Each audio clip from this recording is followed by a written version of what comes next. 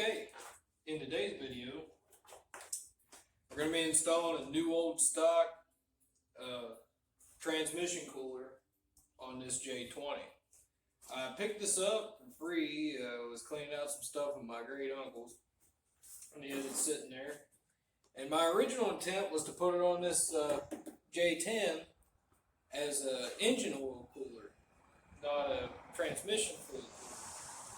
So anyway, I'll open it up here and show you what we got.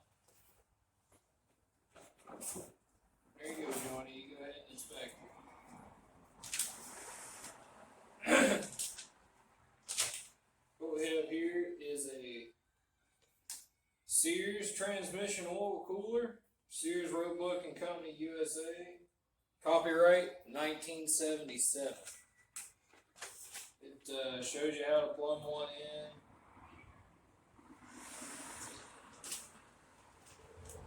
Gives you all the instructions. Schematic for replacement and whatever. So it shows you how to plumb one up if the factory oil cooler went completely bad.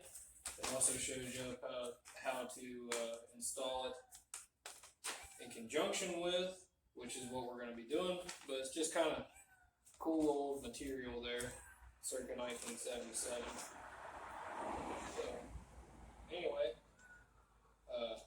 this thing is mint. When I mean never installed, it's still in the cellophane. So there's the cooler, and on the back side we got 5 foot of hose, all the clamps, and all the mounting hardware for it. It's kind of slick. So anyway, let's open her up here.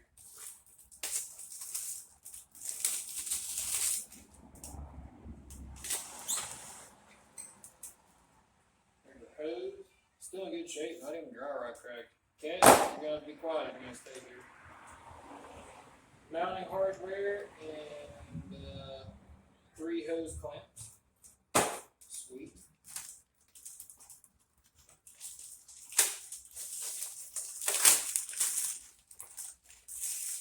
Friendly.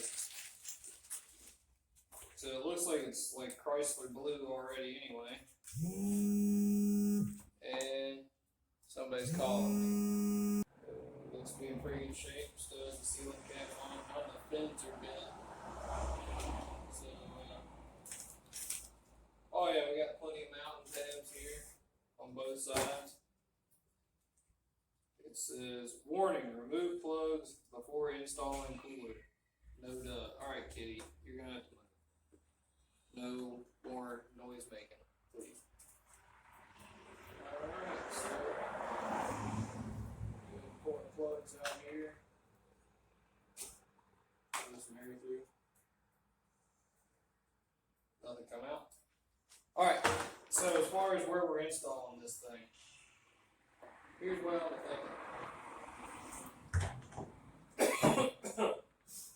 I was thinking that maybe we could try to install it right in here somewhere, but I don't want it to be on the radiator if I can avoid it.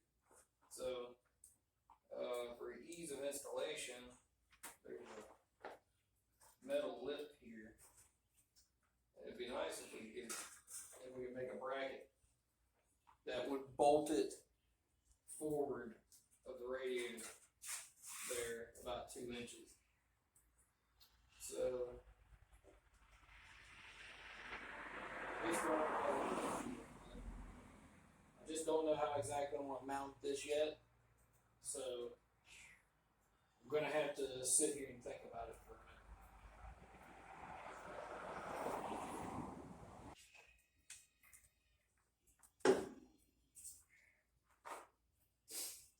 You got 2 holes here. Bang and bang.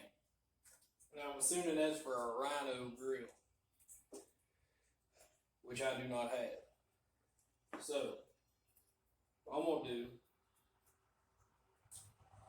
see if I can get enough strength out of just mounting this once, just putting the bolts on this on one side and mounting it. So I'm gonna cut me a piece of this. This was 2x2 like shelving angle iron, and I'm gonna mount between this hole here and this hole here in the grill, right? And I'm gonna bolt my piece I cut in like that, right there. And then to this, on one side, I'm gonna bolt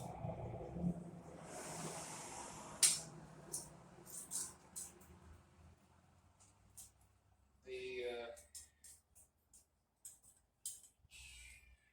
looks like we can get 2 bolt holes out. I'm gonna bolt this to that. So it'll be across the grill, and this will be bolted to here, and then this cooler will be bolted to this plate. That'll support it on one side. And this thing's got some structure to it. So I think as long as we get it attached to one side pretty good, it shouldn't want to flop too bad. And if it does want to flop, then we should be able to make a bracket to come from the center rearward portion of here, or from the upper portion to support this other side. So I'm going to measure this, cut it out, and then we'll stick some bolts in it, and I'll show you what I find. The reason I'm favoring this side is because somebody has already had the transmission line off on this side, so I can plumb into this very easily. Hoping this is the return side back to the transmission, not the pressure side. I don't know. We'll figure that out when we take it apart, I guess.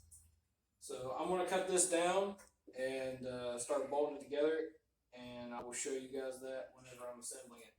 Now, you got to go somewhere for the rest of this video, kitty. I can't. Got my piece cut. It's 9.5 inches long. A little extra one, it's better than being too short, I guess. Watch out, kitty. You can't be over here. Johnny Walker wants to be the center of attention.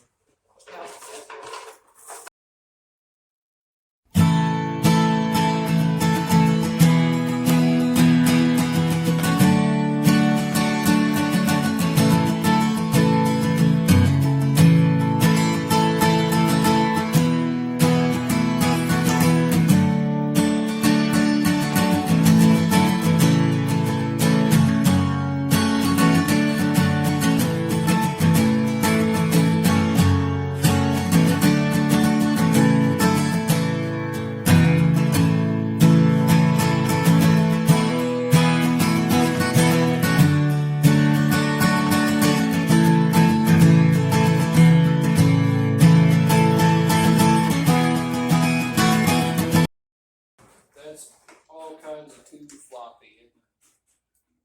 I think so myself. Gotta be too floppy. So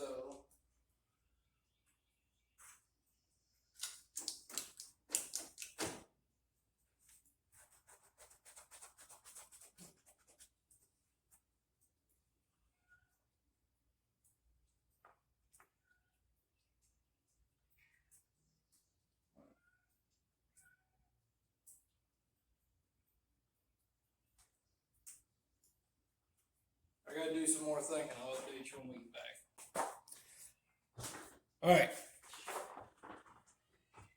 I got a new plan on this shit now.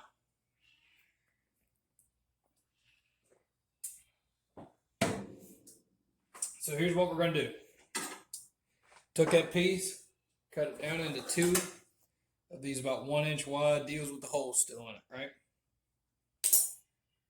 Alright. What the plan is,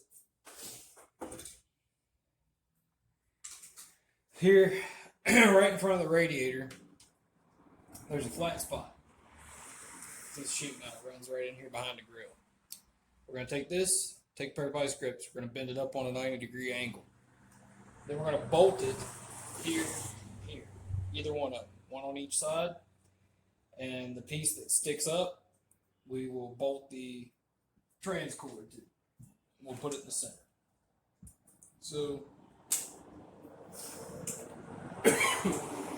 these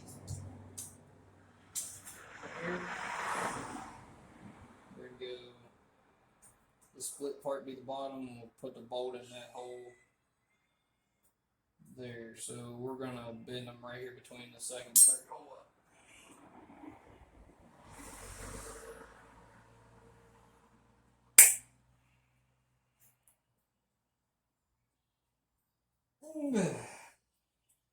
There we go. Jack kitty.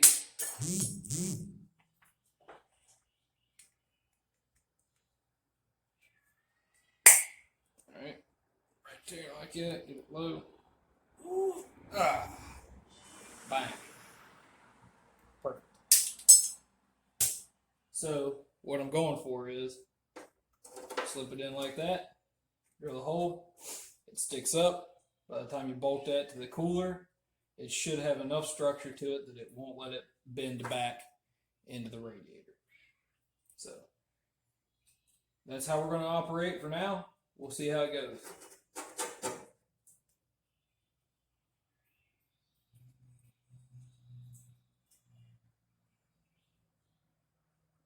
Okay, so now what we're going to do, we're going to move you back over there. We're going to bolt these two elbows that we just made to the cooler, set it in place and mark it so we can drill some holes.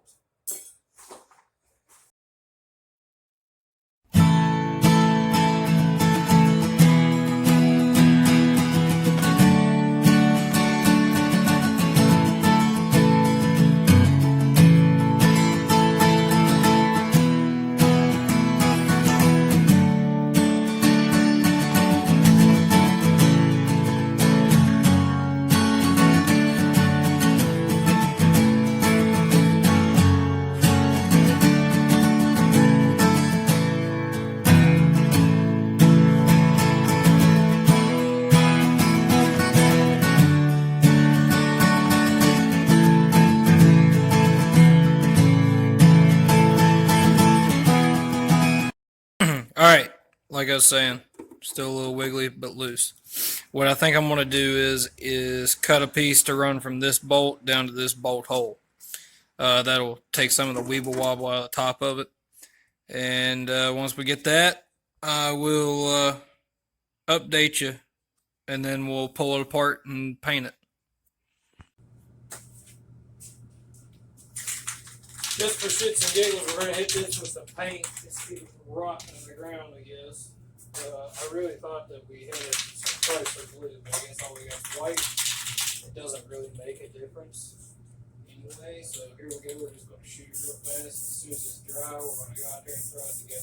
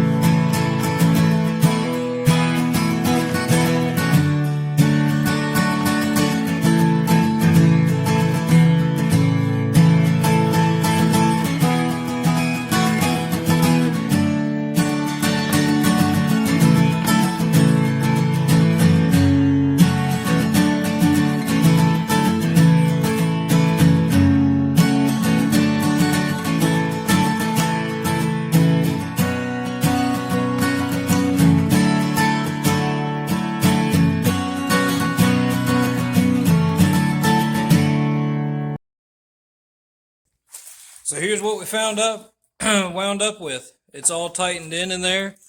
It is very solidly mounted. Should be good. I got enough room to put the hoses on. I'll have to back it outside for tonight and let it sit. I did mess the paint up that I put on there a little bit, but we'll hit it, cover the radiator with some cardboard, hit it again. And just so you can see, there's a big air gap there between the radiator. So you're not going to be picking up as much heat off of the radiator as you would if it was closely mounted. and you're not interrupting airflow to the main radiator too bad.